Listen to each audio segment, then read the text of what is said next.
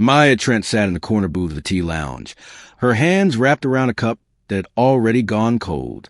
She'd been there for 20 minutes, watching the door, her stomach twisted into a knot she couldn't quite name. The text had come from a co-worker she barely knew, someone from accounting who'd smiled at her once in a break room. "Hey, my friend thinks you're really interesting. He wants to meet you. Thursday at 6. The tea place on 7th. She almost didn't come. Maya had learned to be careful with invitations like these. At 28, she'd spent enough years being the quiet one, the awkward one, the girl who brought books to lunch instead of joining conversations. But something about the message felt different this time. Sincere, maybe, or maybe she was just tired of being invisible. The door opened again and a man walked in. Tall, brown hair slightly messy, eyes scanning the room with the same nervous energy she felt. When their eyes met, his expression shifted. Confusion first, then something that looked like recognition, followed quickly by something darker. Understanding. He walked over slowly. "You're Maya," he said. It wasn't a question. "And you're the friend," she replied, her voice flat. She'd already figured it out. The way he looked at her, the resignation in his shoulders. They'd both been played. "Evan," he said, sliding into the seat across from her. "Evan Brooks. And yeah, I'm guessing we've both been set up here." Maya felt heat rise to her face. "Let me guess.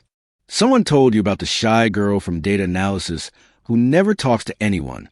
Evan shook his head, his jaw tight. "Derek from my department thought it would be funny. He's been writing me for months about not dating, about being too serious." He paused, meeting her eyes directly. "He said you were in on it, that you wanted to see if I'd actually show up." The words hit like a slap. "I wasn't on anything," Maya said quietly. "Someone told me you wanted to meet me." For a moment, they just looked at each other. Then Evan's expression softened. "I believe you," he said. "And I'm sorry. This whole thing, it's cruel." Maya felt something loosen in her chest. She'd expected him to leave, to shake his head and walk away from the awkward girl who'd been stupid enough to fall for it. Instead, he was still sitting there, his hands folded on the table, waiting. "Do you want to leave?" she asked. Evan considered this. "Honestly, I drove 40 minutes to get here. My babysitter's already paid for 3 hours. And despite the circumstances, you seem like you might actually be interesting." He offered a small smile. "What if we just stayed? Had tea? Let them think their prank failed because we actually talked." Maya found herself smiling back. "That feels like the most rebellion I've managed in years." They ordered fresh tea. Chamomile for her, Earl Grey for him. And then, somehow, they started talking. Really talking. Evan told her about his son, Jonah, who was 6 and obsessed with dinosaurs in space, and whether clouds had feelings. He told her about his wife, ex-wife, who'd left when Jonah was 2, deciding motherhood wasn't what she'd signed up for. He told her about the logistics coordinator job that paid the bills but didn't feel much else, and the way his co-workers treated him like he was either tragic or boring. Sometimes both. Maya told him about growing up as the weird kid who preferred telescopes to people, about the university astronomy program she'd left after 2 years because the social pressure became unbearable, about retreating into data analysis where she could work with numbers instead of navigating conversations that always seemed to have rules she didn't understand. She told him about the colleagues who didn't include her in lunch plans, who talked over her in meetings, who treated kindness like a transaction she hadn't earned. "I thought maybe this time would be different," she admitted, staring into her tea. "That maybe someone actually saw me as a person worth knowing. They should have," Evan said firmly, "and for what it's worth, I do." By the time they left the tea lounge, 2 hours had passed. They exchanged real phone numbers. Evan walked her to her car, his hands shoved in his pockets against the evening chill. "I know this started as a joke," he said, "but I'd like to see you again. Actually see you. No pranks, no setups. Just us." Maya nodded, something warm spreading through her chest. "I'd like that too." The fallout at work came quickly. Maya's co-worker, Jenna, had apparently been in on it. She'd sent the original text as part of bet with Derek about how long Maya would wait before realizing she'd been duped. But when Maya came in Monday morning and quietly explained what happened to HR, the mood shifted. Derek was written up. Jenna received a formal warning.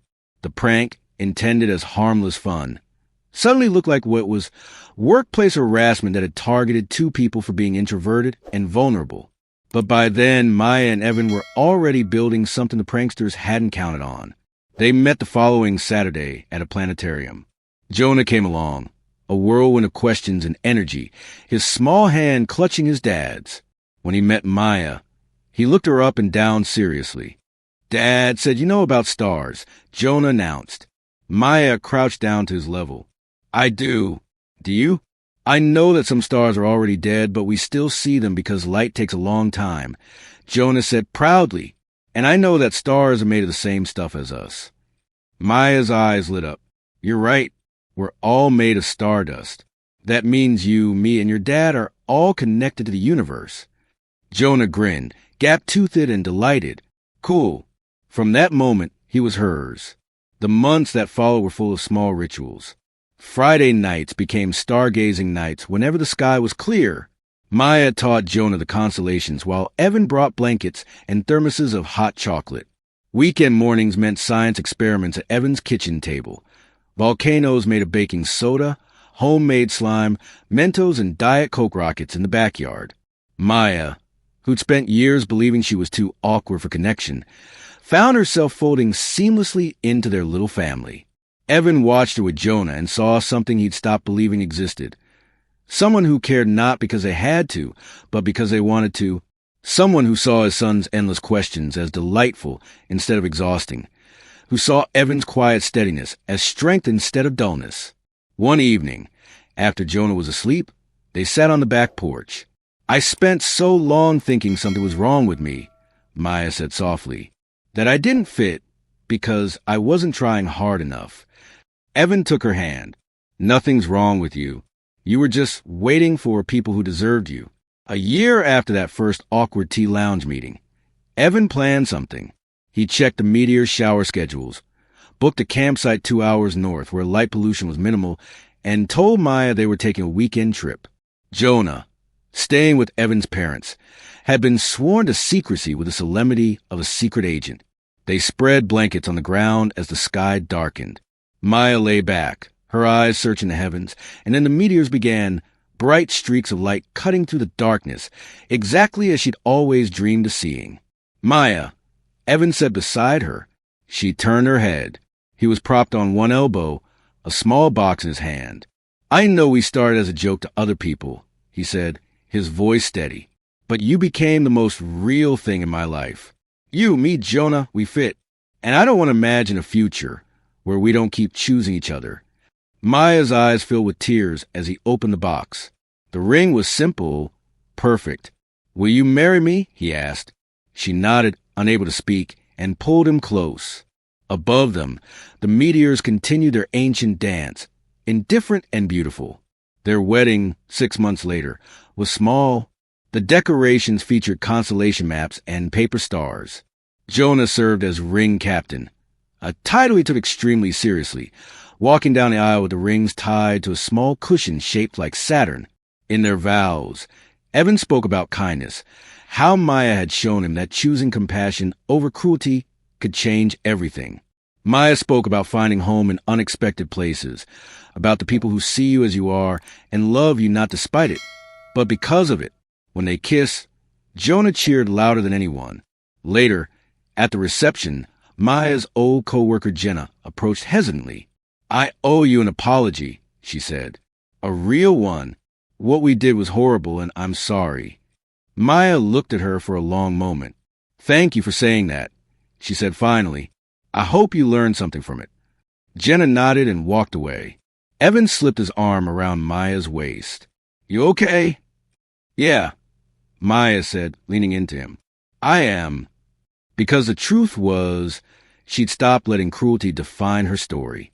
She'd found something better, a love built on honesty, a family built on acceptance, a life built on the simple, radical act of choosing kindness when the world expected bitterness. Their story wasn't perfect, but it was theirs, and that was more than enough.